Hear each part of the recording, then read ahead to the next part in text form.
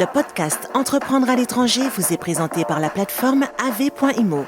Si vous voulez acheter, vendre, faire estimer ou financer un bien en France ou au Portugal, les experts d'AV.IMO vous accompagnent gratuitement dans vos démarches. Pour être accompagné sereinement, rendez-vous sur le site www.ave.imo.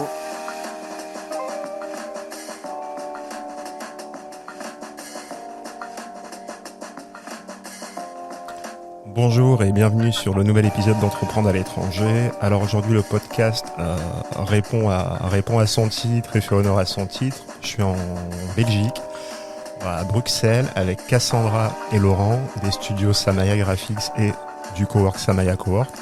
Et c'est doublement une première pour moi parce que c'est la première fois que j'ai deux invités à mon micro. Et c'est aussi la première fois que je me déplace dans les locaux des invités, dans leur studio podcast pour les enregistrer. Cassandra, on va commencer par toi. Bonjour. Bonjour Alim et bonjour tout le monde. Alors, on va faire simple. Qui es-tu ? Je vais pas répéter mon prénom, du coup. Je suis... Est-ce qu'on parle des origines aussi ou juste Ce que tu veux. façon générale ? De façon générale, on rentrera dans les détails après. Ok, alors je suis née en Belgique. Je travaille ici chez Samaya Coworks et Graphics avec Laurent. Je suis une jeune femme d'une trentaine d'années, voilà, je ne vais pas aller sur les détails. Et je suis également ivoiro-burundaise. D'accord, merci. Laurent, sois le bienvenu. Merci pour ton accueil. Donc je me prête au même jeu, c'est ça ? Et ouais, tu vas répondre à la même question. Écoute, moi c'est Laurent. De formation, je suis un graphiste. Et déjà... bienvenue dans nos locaux et dans ce podcast, dans ce studio de podcast pardon. Exactement. Et donc on s'est un peu rencontrés avec Cassandra dans ce projet commun. Moi, suite à mes études de graphisme, etc., j'ai monté Samaya, donc on aura l'occasion d'en discuter certainement. Et j'ai aussi dans la trentaine et je suis d'origine malienne. Enchanté. Alors, vous êtes deux, donc vous allez devoir répondre aux mêmes questions, soit vous allez fusionner les réponses. On va se compléter. Voilà. La première question, c'est qu'est-ce qui vous a amené à faire votre métier ? Vas-y Cassandra, je te laisse. Bon, alors moi, mon métier ici au sein de Samaya, c'est business development. Donc, c'est de développer le business tant au niveau clientèle que perspective de stratégie. Donc, c'est vraiment... une multiple casquette aux multiples tâches. En termes de formation, moi j'ai fait un bachelier en communication, mais du coup je me demande, est-ce qu'en France on dit bachelier aussi ? On dit pas ça, on dit licence ? Le bac plus 3 ? Ouais, c'est ça, bac plus 3. C'est licence, donc ouais, bachelor, bachelier. Ok, bon, en tout cas c'est ce que j'ai fait en communication genre générale.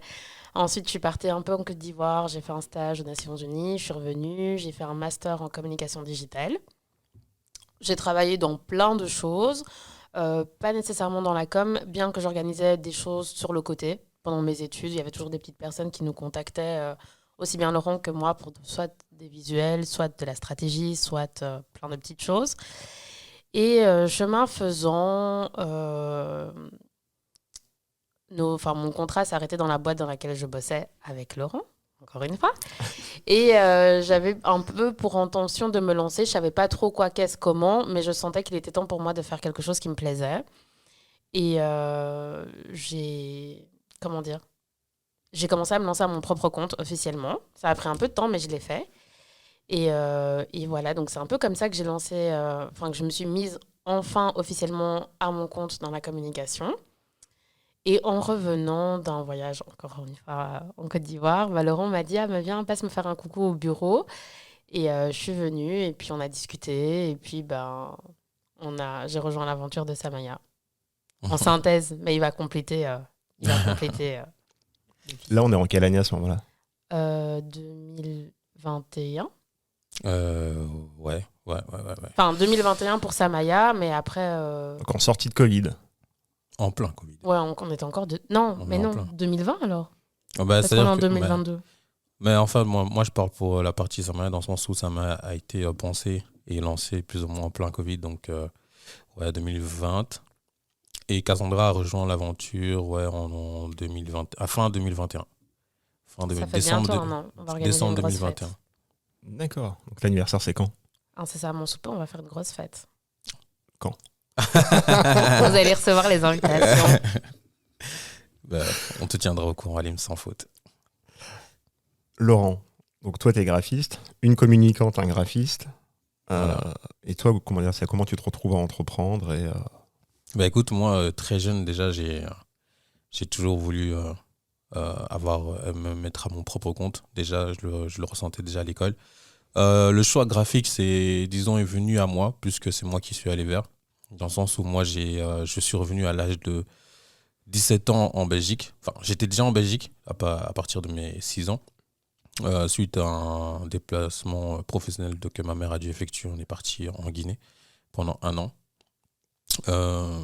J'avais vite fait le tour, disons, la Guinée. Voilà, comme c'est pas très très grand. Enfin, voilà, j'avais besoin d'autre chose. Je suis revenu donc ici en Belgique à l'âge de 17 ans et la question de qu'est-ce que je fais maintenant, parce que je suis arrivé, c'était fin de l'été. La majorité des écoles étaient déjà full. L'inscription, c'était un peu tendu. Donc, j'ai atterri dans un cursus artistique. D'accord, c'est par pur hasard. Par pur hasard. En fait, artistique, pourquoi? Dans le sens où ma mère elle m'a toujours dit tu dessines tout le temps, donc teste, on va voir. Fais-en ton métier, pars d'une passion, fais-en ton métier. Elle voulait juste que j'ai un diplôme, le CSS minimum. Ici en Belgique, comme on dit, c'est pas encore le cursus bac plus, c'est juste avant. Et, voilà, c'est le bac du coup pour les Français. Voilà, le bac, exactement. Donc elle m'a dit fais autant que tu ailles dans quelque chose que je te vois faire avec plaisir. Donc j'ai été dans ce cursus artistique. Il me restait 2 ans pour avoir justement le bac. Donc la première année, c'était purement artistique général. Et il restait encore 2 ans, quelque chose comme ça. Et après, on devait faire le choix justement, soit de continuer dans l'artistique plus, disons, beaux-arts et ce type de choses, ou soit l'infographie. Ok. Et de là, j'ai choisi l'infographie. C'est là que ça a été le tournant, effectivement, le début de l'aventure pour moi. Et suite à mon cursus, mon bac plus, etc., j'ai commencé à vouloir travailler dedans. J'avais un stage pendant mon cursus. Je suis resté, je crois, 2 ans chez eux. Par contre, c'était un peu compliqué parce que les stages ne sont pas très, très bien rémunérés, disons. Quand ils sont rémunérés. Quand ils sont, effectivement. Et donc, c'était un peu compliqué. Il y avait énormément de responsabilités. Enfin, du lundi au dimanche, j'étais sans non-stop. Pourtant, le salaire ne suivait pas. Donc, j'ai dû me pencher là-dessus, dire qu'est-ce que je fais maintenant. Donc, là encore, un deuxième revirement de situation parce que j'avais aussi une passion un peu pour tout ce qui était Eureka, etc. Et je voulais tester les 2 aspects pour pouvoir choisir dans quelle voie j'allais aller. Donc, j'ai travaillé pendant, je pense, aussi 2 ans dans un restaurant, etc., en tant que manager. D'un projet d'un pote qui se lançait. Donc, il m'a proposé de rejoindre son équipe. Finalement, ouais. Enfin, j'avais toujours cette envie de développer l'aspect graphique. Donc, j'ai toujours continué à faire des contrats sur le côté. Et voyant que ça prenait de plus en plus d'ampleur, et effectivement, là, Cassandra, elle avait son cursus en parallèle en communication. Et elle avait aussi ses clients, j'avais mes clients. Et on se retrouvait donc souvent à travailler ensemble, en synergie, dans le sens où moi, je m'occupais de la partie création pour ses clients. Et elle s'occupait de la partie stratégie pour mes clients. Donc déjà, on a commencé à travailler ensemble très très tôt.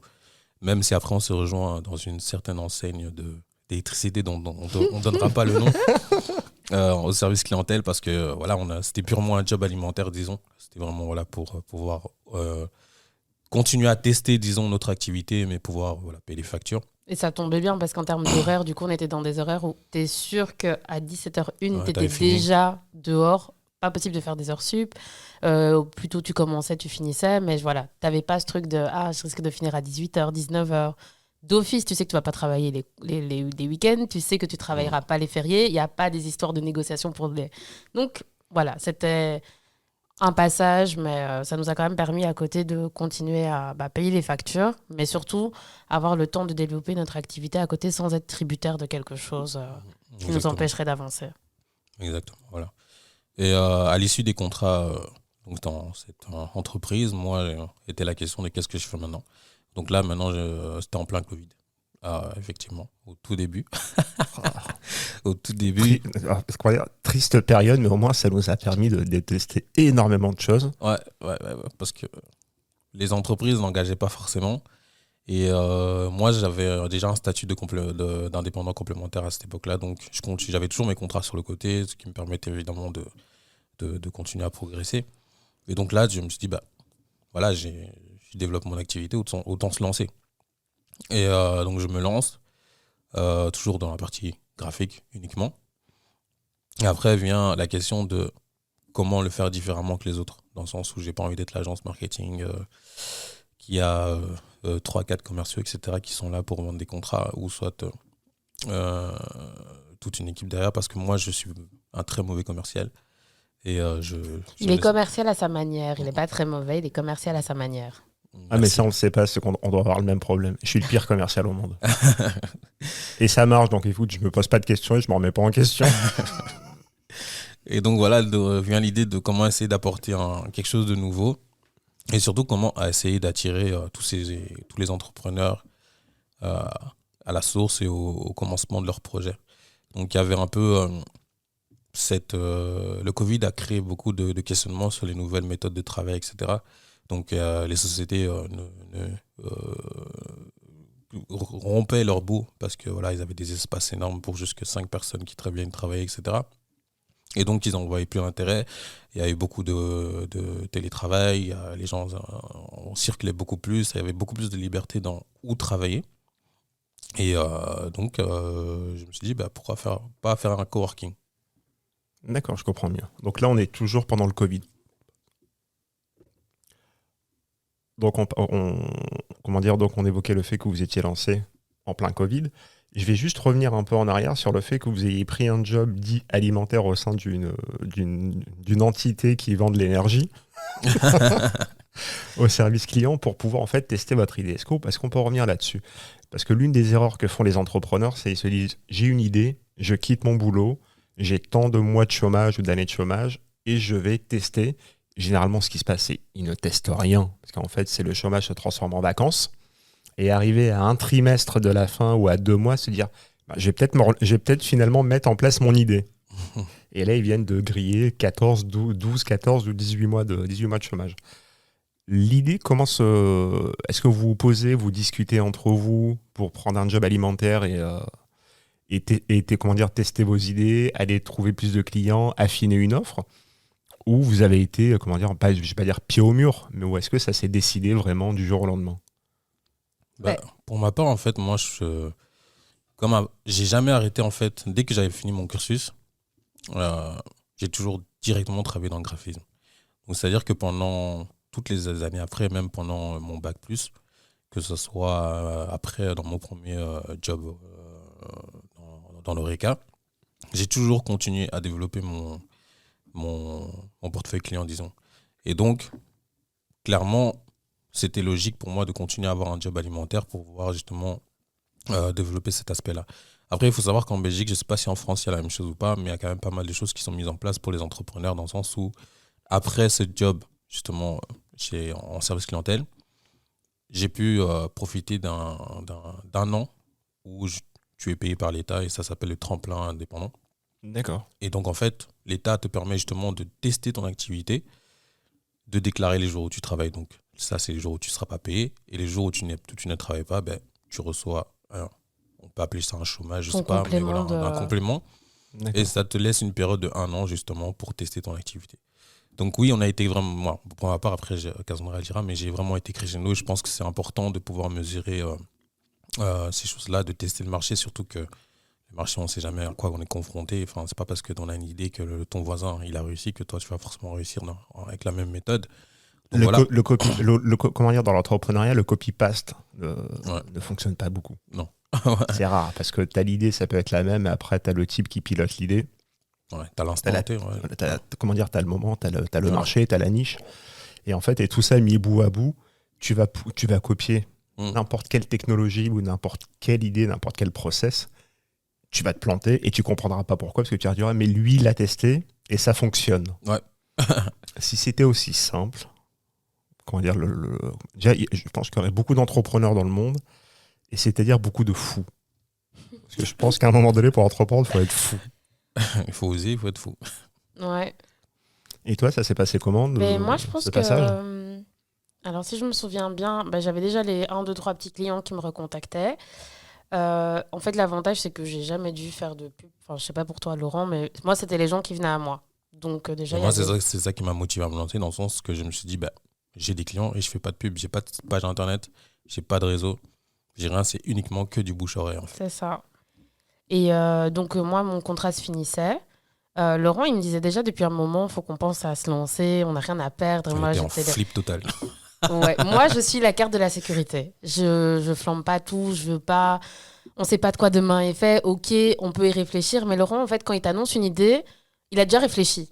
C'est juste pour te dire, t'inquiète, moi, je le fais demain. Je te donne l'idée, comme ça, tu pourras pas dire que je l'ai pas fait ou que tu n'étais pas au courant. Alors que moi, je vais prendre le temps d'analyser, de réfléchir. Donc, entre le moment où lui m'a dit, ok, moi, je me lance, il s'était déjà lancé. Et le moment où je me suis dit, bon, je pense à le faire. Il te prévenait, en fait. Il me prévenait. Donc, et donc, quand ça s'est fini, et pour rebondir à ce que tu disais, je pense que l'idée n'est pas suffisante. Il faut vraiment avoir une vision de là où on va aller. Dans le sens où moi, je me suis décidée à la fin de mon contrat. Et à la fin de mon contrat, je pense que je me suis laissé un peu 2-3 semaines pour souffler. Et après, je me suis dit, OK, lance-toi. Mais je savais que mon temps était compté, en fait. Donc, j'avais conscience. Et cette sensibilité-là, en mode, OK, cocotte, t'es pas en congé, t'es pas en vacances, c'est pas que tu vas être là à te tourner les pouces. Non, j'avais un plan d'action établi sur quelques mois, en mode, on verra bien comment ça se passe. Surtout qu'il faut pas oublier, c'est 1 an à partir du moment où tu introduis la demande. Et si maintenant tu introduis ta demande, je sais pas moi, exemple, admettons, tu as fait 4 mois au chômage, à un moment, c'est dégressif. Bien Donc, sûr. si tu as rentré ta demande 4 mois après ou 5 mois après, ça sera sur base de ton salaire qui est déjà dégressif. Alors que si tu y penses avant et que tu le fais au début, concrètement, tu es au max du chômage. Donc, voilà. Et qu'est-ce que je voulais dire, c'est que oui, c'est important d'avoir une vision justement pour pas s'oublier, comme tu dis, en mode tu crames 5 mois et puis après, tu es dans le rush de OK, je vais lancer mon idée, parce qu'une idée, c'est juste pas suffisant en fait. C'est vraiment pas suffisant. C'est vrai qu'avoir un boulot alimentaire, ça nous a permis de pouvoir continuer à travailler sur le côté, tester. T'as pas cette pression de te dire ah, mais mon client, il me paye pas, comment je fais pour payer mon loyer? Parce qu'on va pas se mentir, l'entrepreneuriat, c'est très très compliqué. Surtout quand t'as pas du financement derrière, surtout quand t'as pas d'économie. Dépendant de tes investissements, ça peut rentrer dans tes économies et ça peut être très très compliqué. Non, tes économies peuvent rentrer dans tes investissements. Pardon, c'est ça que je voulais dire. C'est l'inverse. Et du coup, tu peux te retrouver très vite sans argent. Donc, il faut être très, très stratégique dans les cartes que tu as bas. Et c'est pour ça qu'il faut, pour moi, avoir une vision. Et pas juste... C'est bien d'avoir une idée, hein, mais c'est pas suffisant pour moi de se lancer comme ça, en mode on verra bien, le vent nous pousse. C'est courageux. Mais quand tu sais qu'il y a des choses qui peuvent être mises en place pour avoir un filet de sécurité en dessous de toi, il faudrait pouvoir en profiter. Ici, en Belgique, on va pas... Il y a quand même pas mal de choses qui sont mises en place. C'est vrai qu'après, je pense que c'est une question de mentalité. Il y a des accompagnements identiques en France. Déjà, c'est des acronymes imprononçables. Et en fait, il faut rentrer dans des cases, dans des cases, dans des cases, dans des cases. Et tu te rends compte que tu as énormément de gens qui démarrent et ils se rendent compte au bout de 6, 8 mois, 1 an, en fait, qu'ils pouvaient avoir un abattement fiscal. Qui pouvaient être non assujettis, ou être assujettis à une TVA qui est différente. Tu fais de la formation. Quand tu déclares ton chiffre d'affaires, soit tu le déclares en service, soit tu le déclares en formation. C'est pas la même imposition.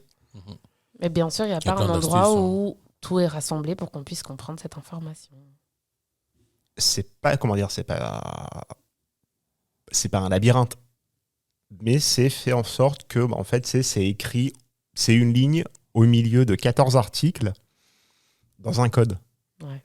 Personne ne le lit. Donc en fait, il faut faire vraiment de la recherche en requête extrêmement large sur Google pour trouver les bonnes infos. La bonne info. Et il n'y a pas longtemps, j'ai accompagné quelqu'un, il m'a testé. Ouvertement, il m'a testé. Voilà. Il me dit, je vais monter ma boîte. Je suis là chez moi, je te conseille de monter ce type de boîte. Il me dit, OK, pourquoi? Je tire mon discours et je lui demande le lendemain, le soir même, je lui demande son mail pour lui faire un récap. Je lui envoie le récap. On s'est vu 2 jours après, on a signé. Il me dit, on m'a dit, fais une SASU. Et quand la personne m'a dit, fais une SASU, quand je lui ai demandé pourquoi, il m'a dit, c'est le meilleur statut. Il m'a dit, son argument, c'est le meilleur statut. Et c'est quoi, du coup? En fait, c'est une société. Tu as une société anonyme, SAS, Société par Action Simplifiée. En fait, c'est une société anonyme qui te permet de rentrer, de sortir du capital un peu comme tu veux.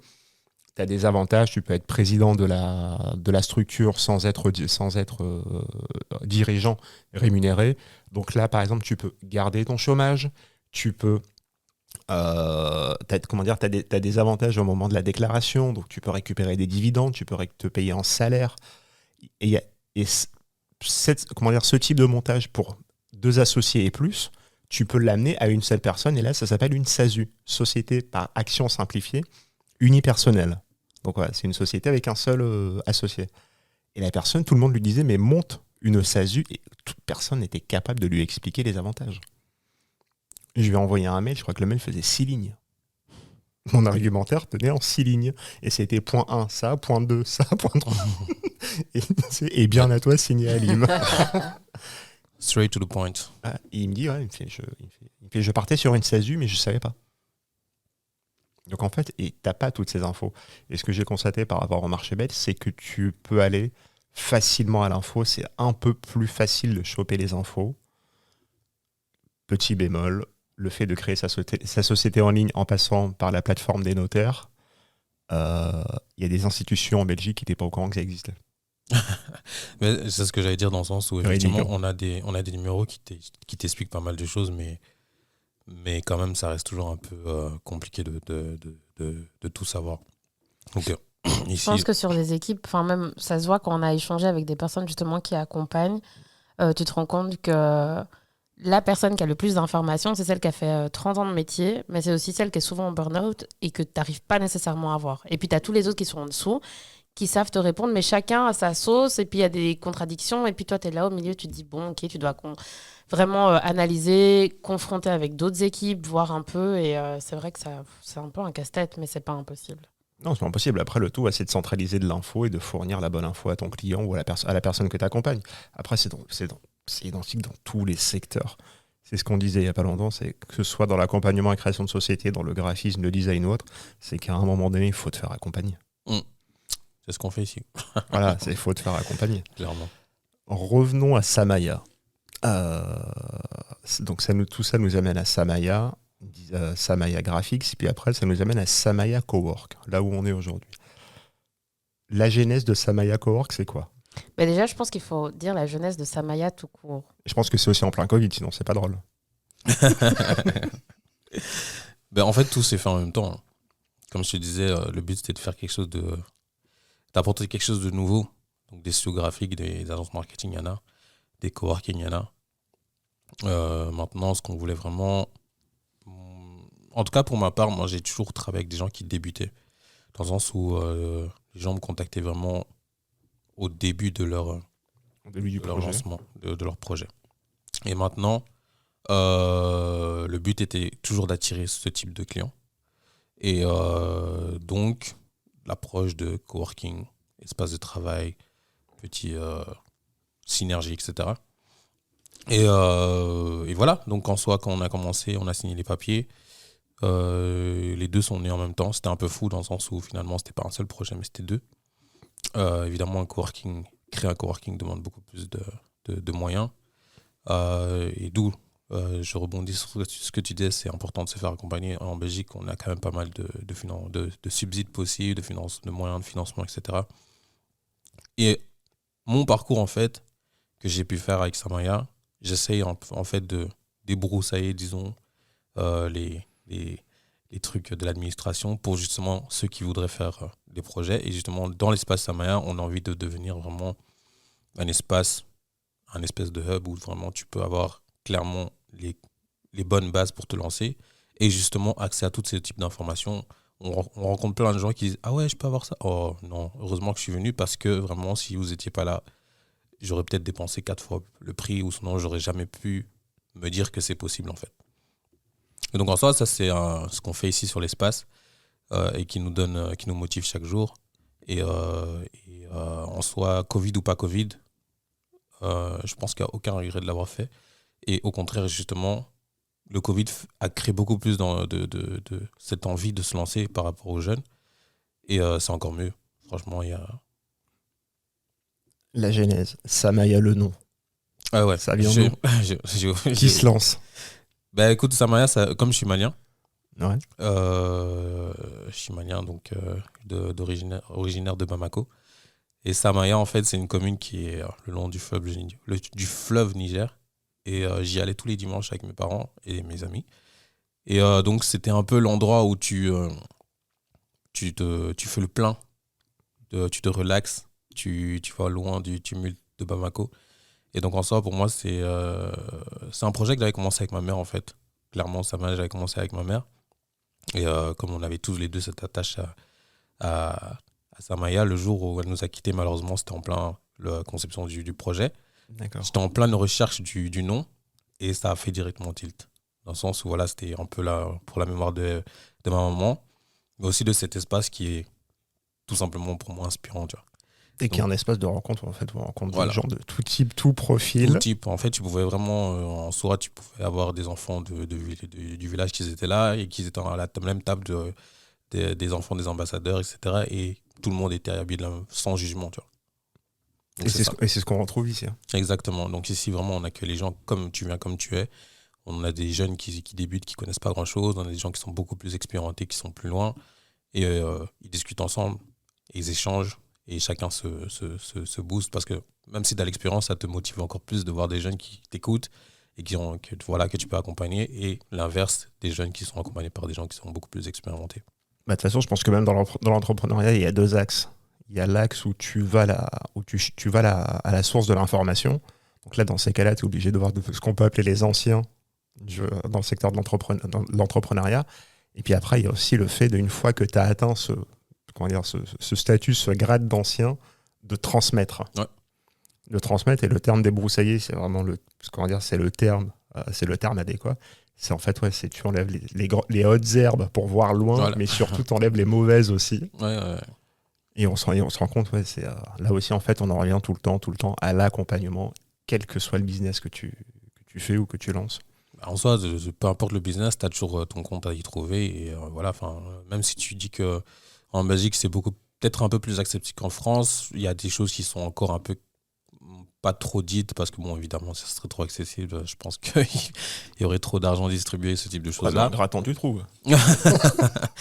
Donc voilà, c'est important. Si t'es bien conseillé, tu trouves. Ah ouais, tu trouves. Donc voilà, en soi, le but, c'est que quand tu pousses cette porte-là, tu puisses vraiment faire un grand pas. D'accord. Vous avez pas mal voyagé. Ici, le lieu, c'est un lieu de rencontre. Est-ce qu'il y a des différences fondamentales ? Alors, c'est une question purement rhétorique. Est-ce qu'il y a des différences fondamentales chez les entrepreneurs, qu'ils soient belges ou étrangers, que vous rencontrez au sein de Samaya Cowork? Pour ma part, j'ai l'impression, par exemple, j'ai pu échanger avec des entrepreneurs français, par exemple, pour prendre le cas. Et j'ai l'impression qu'ils sont beaucoup plus fonceurs que les Belges. Je sais pas si c'est vrai du coup ou pas, mais dans le sens où les Belges ils vont beaucoup plus par tatillon. Ils ont tendance à essayer vraiment à essayer à petite échelle. Ils ont vraiment peur de se lancer. Après, peut-être que j'ai rencontré les mauvais entrepreneurs belges, je sais pas du tout. De toute façon, il faut de tout. Et je dis ouais, c'est la seule chose que je pourrais dire que j'ai remarqué par rapport à ça. Sinon, après, je pense que c'est vraiment une question de personnalité, de projet, etc. qui fait. Donc, pour ma part, ça serait juste ça. Moi, je pense que les entrepreneurs que j'ai eu plus à rencontrer avec lesquels j'ai échangé, c'est plus des entrepreneurs sur le continent.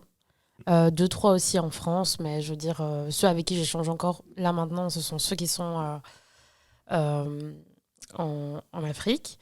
Et je me rends compte qu'ils ont la niaque, en fait. Ils n'ont pas trop le choix. Tu sais, quand ils se lancent, l'option de genre ça foire n'est pas vraiment envisageable parce que en Afrique, tu n'as pas les aides. Donc, si tu as mis tes économies dans un projet, coûte que coûte, ça va. Tu n'as pas le choix que de te donner les moyens pour que ça fonctionne. Parce que personne ne va te dire, bon, ok, déclarez faillite, payez plus vos trucs. Non, c'est pas comme ça que ça se passe. Donc, j'ai l'impression ils sont beaucoup plus... comment on dit ça ? Déterminés. Je ne dis pas que les autres ne sont pas déterminés, hein, mais je trouve que leur force de détermination est quand même un peu plus prononcée. C'est ce que je dirais. D'accord, je comprends mieux. Après, je posais cette question à dessein parce qu'il y a même en Europe, il y a des découpes. Si tu prends l'Europe du Nord, l'Europe centrale ou l'Europe du Sud, c'est que tu vas avoir en fait des cultures différentes. Des cultures très nordiques, donc on joue la sécurité. L'Europe centrale, tu as un petit côté méditerranéen, donc on y va, mais un peu à la cool. Et moi, je le vois au Portugal, c'est quand tu parles business et tu parles à des Anglais ou à des Américains. C'est qu'il n'y a pas le choix, il faut que ça marche. Et tu vois, les communautés très soudés au Portugal, c'est la communauté américaine et la communauté allemande. Il y a beaucoup d'Américains au Portugal, du coup. Énormément. Ok. Ouais, non, mais énormément. C'est-à-dire qu'ils ont un espèce de comité l'espèce d'amicale, le comité des Américains à Lisbonne. Quand la personne prend la tête, là, c'est une nana depuis à peu près 2 ans, elle passe sur CNN. Ok.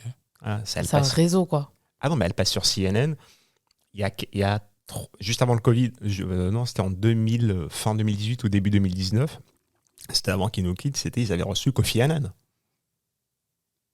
Ok. Quand même. Voilà, pour une table ronde avec Kofi Annan. Donc non, ils sont extrêmement implantés. Et du coup, ce côté-là déteint dans la société portugaise parce qu'ils prennent pour modèle le système américain qui fonctionne. Et après, c'est con, hein, mais tu vas à Lisbonne, tu regardes au loin, tu as l'Atlantique et tu te dis, bah, de l'autre côté, il y a l'Amérique du Nord et l'Amérique du Sud. Et il y a eu pas mal d'échanges entre les deux rives. Et ce qui fait que tu as une culture très américaine du business. Donc ça va vite. Ils utilisent des termes dans le business qu'un Français ne comprend pas. C'est des montages financiers qu'un Français ne comprend pas parce que c'est plus complexe. Et au Portugal, en fait, ils sont entre les deux. Donc c'est pour ça, en fait, je posais cette question à dessein. Parce que même quand tu bouges en Europe, on dit on a la même culture, la même identité, tu te rends compte qu'on a des cultures business qui sont complètement différentes. Non, Et mais puis, je pense aussi les que- Hollandais aussi. Hein. Moi, je le remarque, ils n'ont pas du tout la même culture. C'est un truc de fou. Mais je pense que les cultures business, elles sont propres au pays, en fait. Et pas ton La culture. continent. Ouais. Ah non, mais Ça- totalement. C'est pour ça, après, on prend l'exemple de l'Afrique. Moi, je garde un œil sur ce qui se fait en Afrique en termes de business. Là, c'est une question de temps, parce que j'ai pas le temps. Parce qu'en fait, il y a tellement d'opportunités, il y a tellement de marchés. Ouais. Tellement, mais il y en a tellement. Là, c'est une question de temps. Là, si je peux avoir des journées plus longues.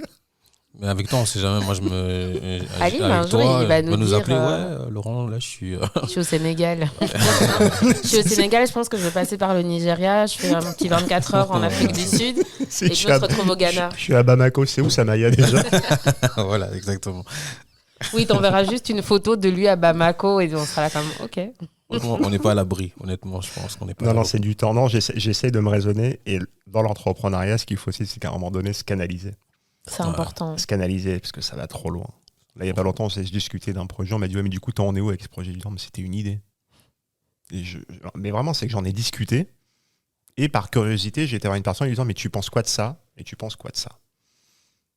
Derrière, il y a une telle logistique à mettre en place que ça te prend 6 mois de l'année.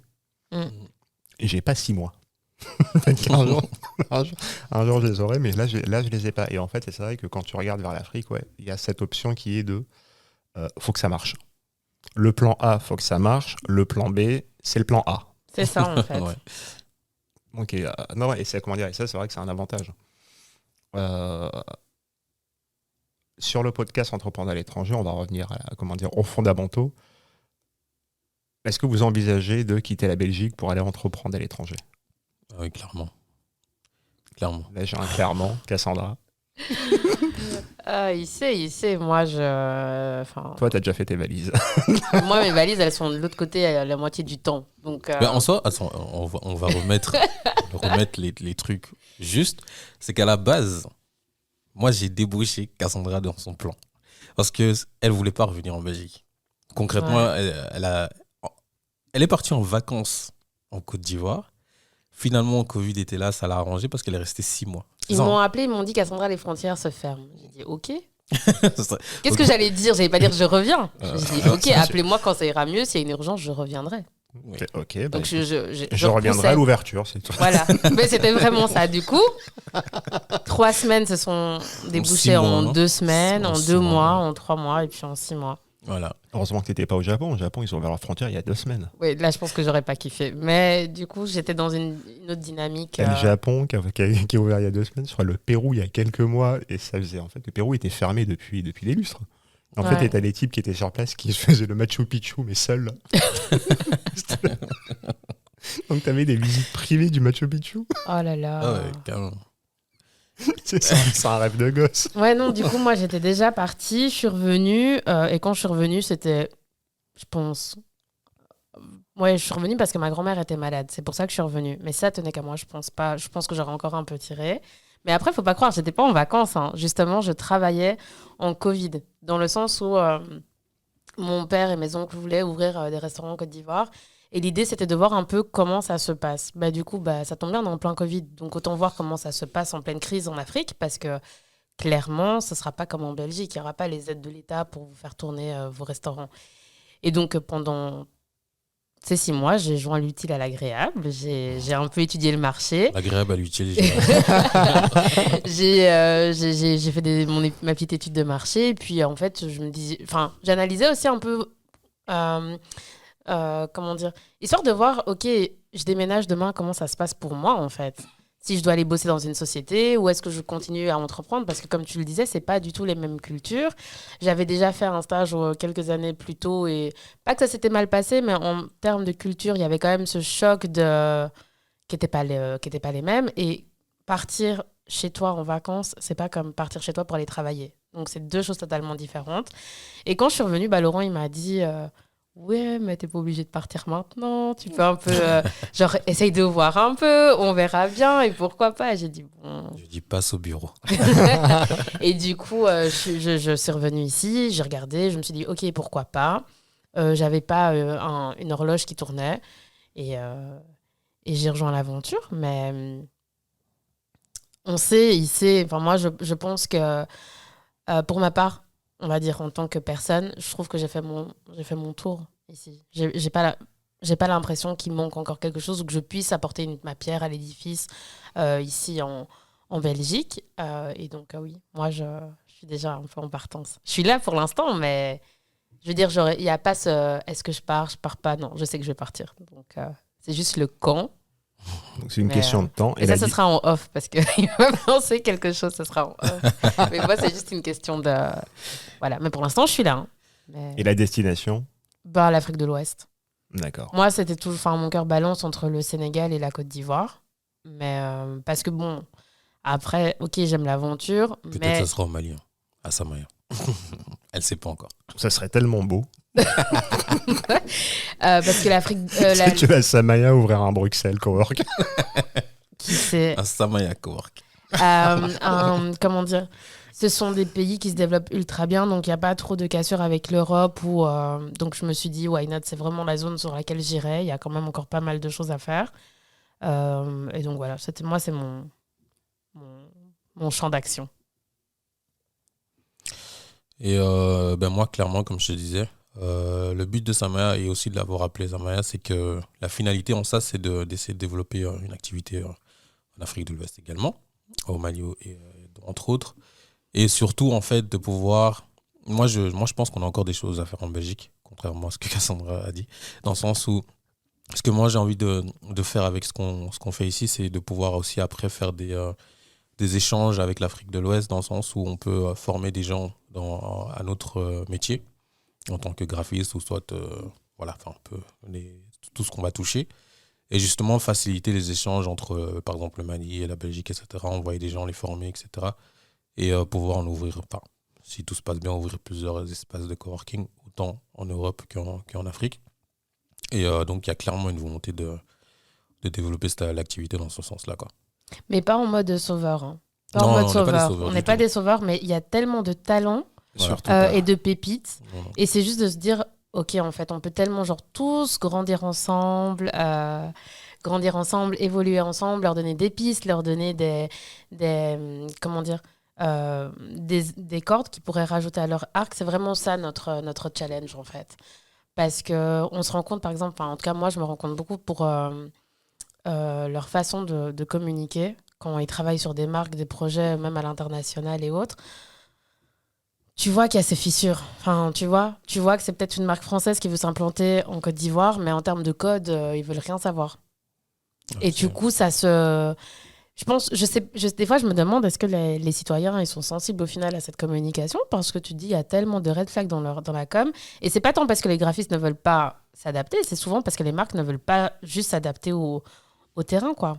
Donc, D'où le côté sauveur. Ce que tu dis, je le comprends parfaitement dans le sens où, à un moment donné, c'est peu importe la marque, peu importe qui t'es, peu importe ton produit, si à un moment donné, si t'es pas à l'écoute de ton marché, et quand tu parles de red flag, c'est vraiment ça, où des fois, tu as des pubs.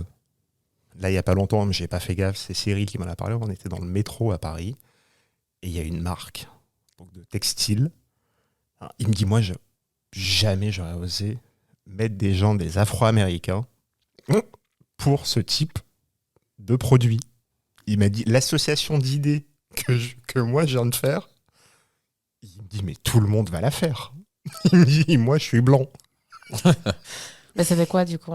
Alors, en fait, c'était une marque qui portait un nom, on va pas la citer, qui portait un nom lié quasi à l'histoire esclavagiste Tu vois. des Noirs. Et dans la pub, ils associent des Noirs à la marque. Mais moi, je me demande... C'est une ouverture d'esprit, parce que là, il faut avoir une ouverture d'esprit. Mais non, Non. c'est pas forcé. Et je me demande, est-ce que les personnes... désolé, on sort un peu du cadre. Hein. Ouais, mais ça reste Mais c'est des l'entrepreneuriat, c'est l'idée. Ouais, c'est des choses qui se répètent souvent. Et je me demande, est-ce que les modèles, ils ont un briefing de la pub? Parce que des fois, tu vois des slogans sur des t-shirts portés par des personnes africaines. Et tu te dis, mais... Non, pas en fait. cette sensibilité-là, tu sais. Alors, soit il n'y a pas la sensibilité, soit après, le cachet est important, donc tu signes. Ou soit, en fait, la personne est complètement déconnectée. Non, mais c'est tendu quand même. Non, mais regarde le gamin de la pub de vêtements aussi, qui portait Le t-shirt avec les lions? Non, le singe. Avec le singe, parce qu'il est noir. Ouais. Mais il a des parents, tu vois. C'est ça, à un moment donné, c'est que t'as les parents. Donc, parents. après, c'est les parents aussi. Est-ce que le cachet était tel que il l'oubliera plus tard ou il se reconnaîtra pas. Ouais. Après, il y a un truc qui va, comment dire, là, c'est un pays. Donc, c'est moi, c'était en Bulgarie, et je dois encore avoir la photo. T'as Benetton. Mhm. D'accord, c'est Benetton, et le slogan, c'est United Color of Benetton. Il n'y a que des blancs. Flemme. On est d'accord. Qu'est-ce que vous n'avez pas compris? Je sais pas, la marque, ça fait 40 ans, 50 ans qu'ils surfent là-dessus, et t'as que des blancs. Mais ils ont changé ça maintenant. Ça va. Ils ont compris. Et là, tu dis, je rentre pas, quoi. Comment dire, c'est le message de l'extérieur. C'est une union de couleurs, mais blanc. Mm. C'est contradictoire. Mais t'en as plein. T'as Microsoft qui avait fait ça aussi. Microsoft qui, en fait, changeait changer les personnes selon le pays. Donc, t'avais le groupe, en fait, qui était autour d'une tablette ou d'un PC. Donc, t'avais 4-5 personnes. Et puis, tu avais d'autres personnes qui gravitaient autour. Et selon les pays, en fait, ils changeaient les inserts. Et donc, la couleur de peau était variable. Mais non. Donc, un coup, tu avais un noir. Et puis après, le noir disparaissait. Tu mettais un blanc. Puis après, un blanc disparaissait. Tu mettais un asiate. Incroyable. Je sais pas, mais moi, ça me donne la flemme. Du coup, je sais pas. Je me dis, c'est qui leur... Qui conseille ça? Parce que c'est... En fait, ils conseillent par le... Comment dire, c'est les conseillers font leur taf, mais en fait, les conseillers, comment dire, on est en Belgique, donc le type, tu lui demandes de concevoir une pub pour la Belgique, il va te concevoir une pub pour la Belgique. Demain, tu lui dis de concevoir la même pub, je sais pas moi, pour la Centrafrique ou la Guinée-Bissau, il va te faire la même pub. Il n'a pas les codes sur place. Il n'a pas les codes sur place et comment dire, s'ils feront pas appel au talent, ce que tu disais, au talent sur place pour qu'ils puissent concevoir une pub qui est en lien avec le marché et la cible. Et pourtant, les talents, il y en a. Et ça, t'en as de moins en moins. C'est dans quoi? C'était dans Homeland, où ils avaient demandé à ils ont tourné dans un pays du Golfe, et ils ont demandé à des graffeurs locaux donc d'écrire sur les murs pour le tournage des phrases de contestation. Donc, je sais pas comment dire le truc. Je crois que t'étais immergé en Syrie à ce moment-là. Et en fait, personne n'a relu ce qui était écrit. Et quand c'est diffusé, je crois que c'est la saison 5 d'Homeland, lorsque c'est diffusé, en fait, c'est toutes les personnes qui lisent l'arabe, tous les arabophones, en fait, lisaient ce qui était marqué. En fait, c'est qu'on est traité de la pire des manières, on est stigmatisé. C'est con. Et là, en fait, personne n'a lu. T'imagines, entre la préparation, le tournage, le montage, la première diffusion, personne n'a lu. Très tendu. Donc, et toi, tu diffuses ça en prime sur Netflix. Ok. Et dans la foulée, tu coupes les épisodes. Les épisodes ont été recoupés par la suite. Ça a été remonté par la suite et ils ont retiré les phrases. Ouais, tu m'étonnes. Là aussi, c'est du marketing. C'est que tu vends, tu vends un film, tu vends une série, tu vends une culture, et là, tu te rends compte, t'as pas fait l'effort de juste faire relire.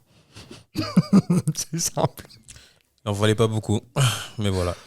Et ouais, comme Cassandra disait, c'est histoire de faciliter tout ça, mais aussi de pouvoir former les gens. Mais j'insiste sur le fait qu'on n'est pas des sauveurs, effectivement. Mais je pense qu'il y a pas mal de choses à faire quand même, justement, pour les mettre en avant, tous les talents qui sont présents sur place. Et surtout à leur juste valeur, en fait. Voilà. Et pas se dire, ah, mais parce que c'est l'Afrique, ça va nous coûter moins cher. Non. Mais ça, c'est un vieux fantasme. Et tu rencontres ça avec le Portugal aussi. Et les gens, ils débarquent au Portugal. Ouais, c'est des maçons et des femmes de ménage. Enfin, ouais, non, pas que. En fait. C'est ça, en fait. Non, ils sont talentueux et ils coûtent parfois quasi aussi cher qu'en Europe du Nord. Parce qu'il y a du talent. Ouais. Et le type a compris que son marché, c'était plus le Portugal, mais l'Europe et le monde.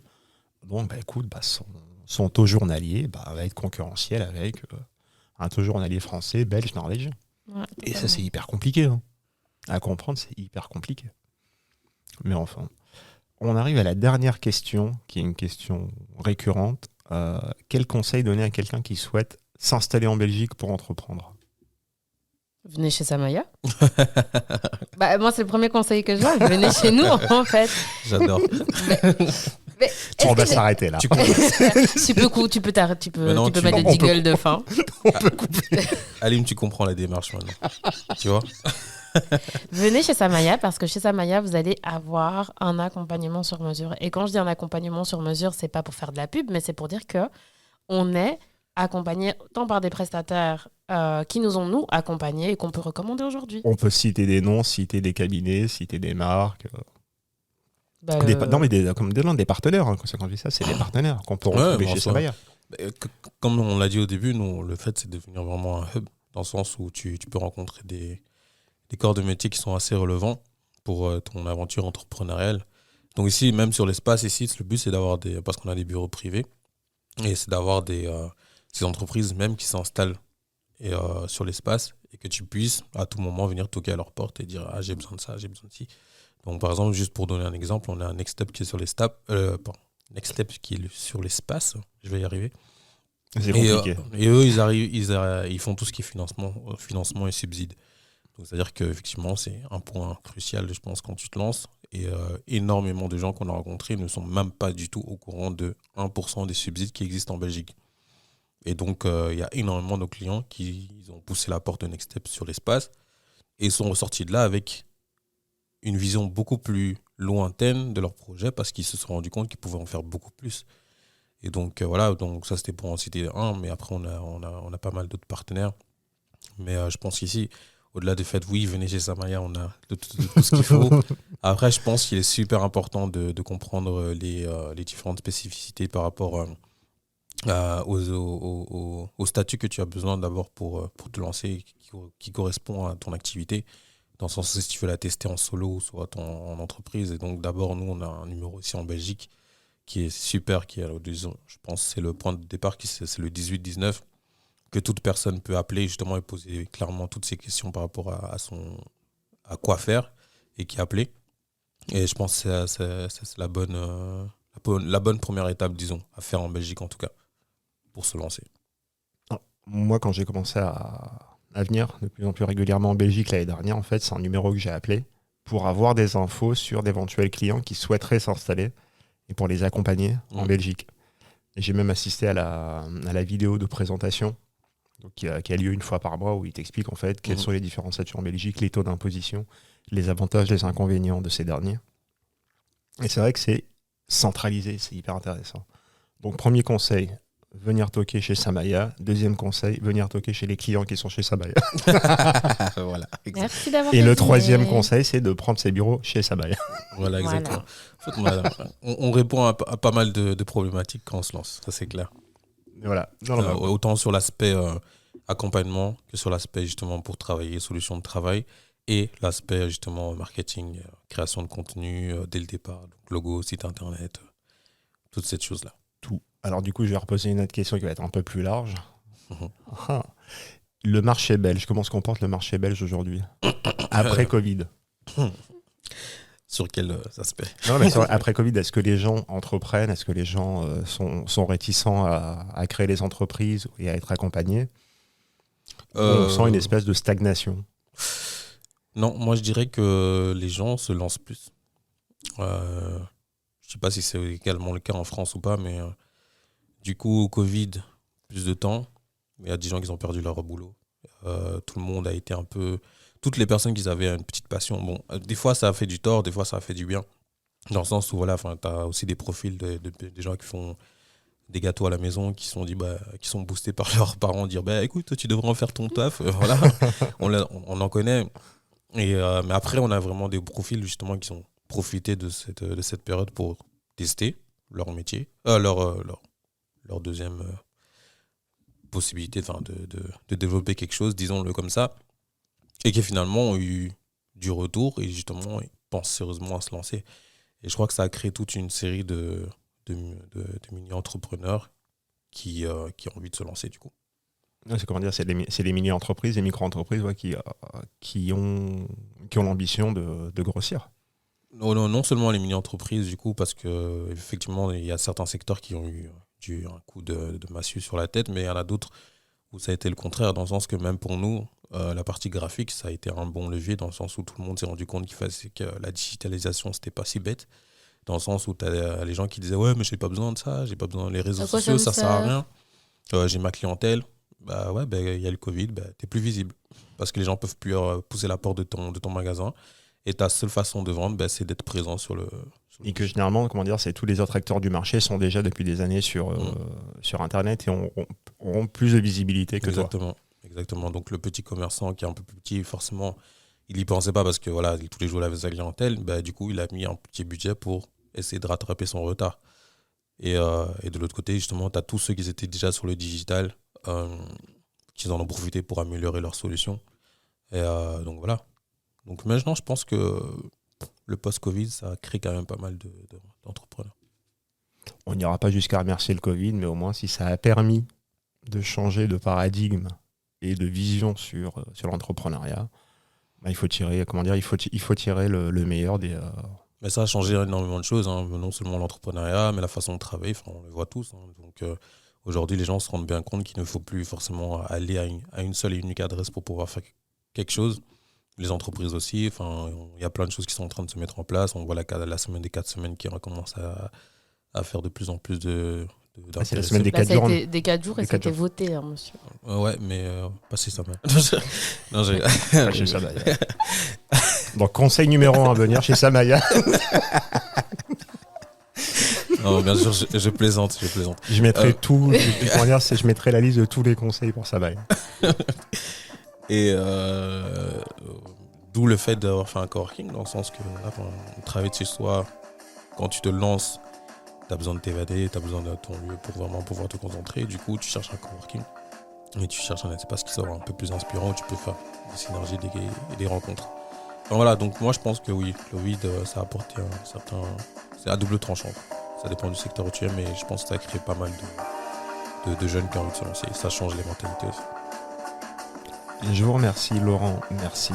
Cassandra, merci. De merci rien, à toi. Merci à toi. Je vous dis à bientôt. Et pour les auditeurs qui êtes restés jusqu'à la fin de l'épisode, je vous remercie. Prenez soin de vous et je vous dis rendez-vous au prochain épisode. Ciao. Ciao.